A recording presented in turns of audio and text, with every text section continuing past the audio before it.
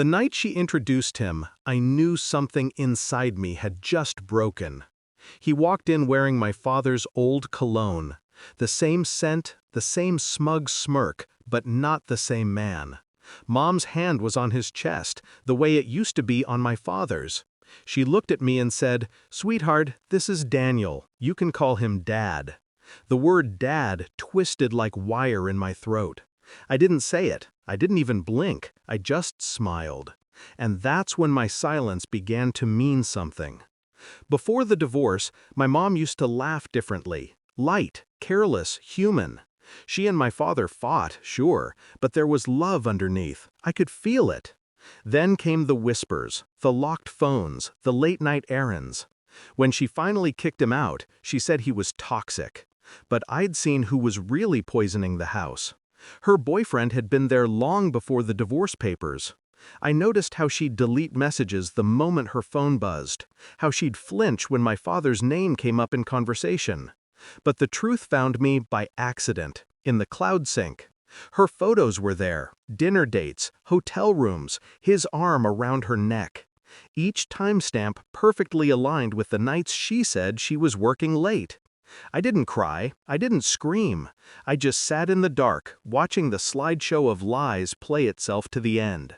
Then I called my dad. Shift in mindset, strategic planning begins. He didn't sound angry, just tired, quiet. I told him everything. He listened, and then he said one thing. Don't fight them, study them.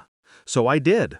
I watched Daniel move in, box by box, invading the space that still smelled like my father's aftershave. He tried to act like a father, fake compliments, forced advice. But I saw the cracks. He was too interested in the finances, too nosy with the mail, too smug when he thought no one was looking. I started recording things, photos, texts, receipts, patterns. Every secret they kept, I kept better. When Mom told me she and Daniel were getting engaged, I smiled for the first time in months. I congratulated her, told her I wanted to be supportive. I offered to handle the slideshow for their engagement party.